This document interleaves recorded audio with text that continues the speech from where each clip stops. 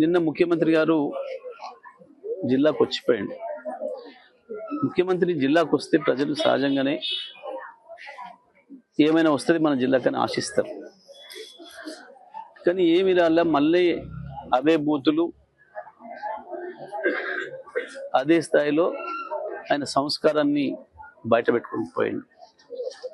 అతి నీచంగా ముఖ్యమంత్రి అంతకుముందు వాస్తవానికి ఆయనకు ఆ స్థాయి లేదు, ఆ సంస్కారం కూడా లేదు. కానీ ముఖ్యమంత్రి అయిన తర్వాతనన్నా నేర్చుకోవాల్సి ఉండే, కొంతనన్నా విఘ్నత ప్రదర్శించాల్సి ఉండే. కానీ రెండేళ్ల నుంచి రోజు రోజుకు పెరిగిపోతుంది తప్ప ఆ సంస్కారహీనత ఏమాత్రం మనుషులు మార్పు కనబడడం లేదు. నిజంగా 5 రోజులు నేను హార్వర్డ్ పోయించిన అన్నాడు. సరే, ఇప్పుడైనా బుద్ధి వస్తుందేమో, అక్కడ దేశాలలో కూడా కనబడతారు కదా అనుకున్నాం.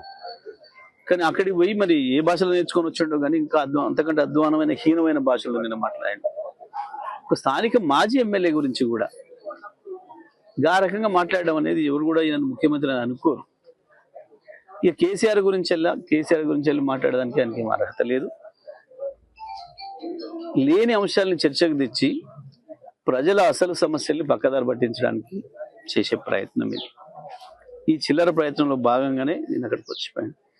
వాస్తవానికి ఒకవైపు ఎన్నికలు జరుగుతున్నప్పుడు ఆయన ఎన్నికల ప్రచారాలు కాకుండా శంకుస్థాపనలు పెట్టుకోవడమే ఒక అనైతికమైన విషయం, అది రాజ్యాంగ వ్యతిరేకమైన విషయం.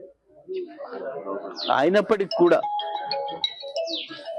వచ్చి ఆ చిల్లరతనాన్ని బయట పెట్టుకొని జిల్లాకి ఏమి ఇచ్చింది లేదు, విషంగా అక్కడం తప్ప. ప్రజలందరూ కూడా ఆలోచిస్తున్నారు. ఇవాళ నిన్న ఆయన మిర్యాల కూడా వచ్చిపోయిన తర్వాత మాకు ఇంకా గెలుపు అవకాశాలు పెరిగినాయి. మిర్యాలగూడతో పాటు జిల్లాలో అన్ని మున్సిపాలిటీల్లో కూడా మా గెలుపు అవకాశాలు పెరిగినాయి. ముఖ్యమంత్రి ఇట్లనే ఇంకా 4 చోట్ల ఇట్లనే మాట్లాడొస్తే తప్పకుండా ప్రజలు చీకొట్టడం ఖాయం.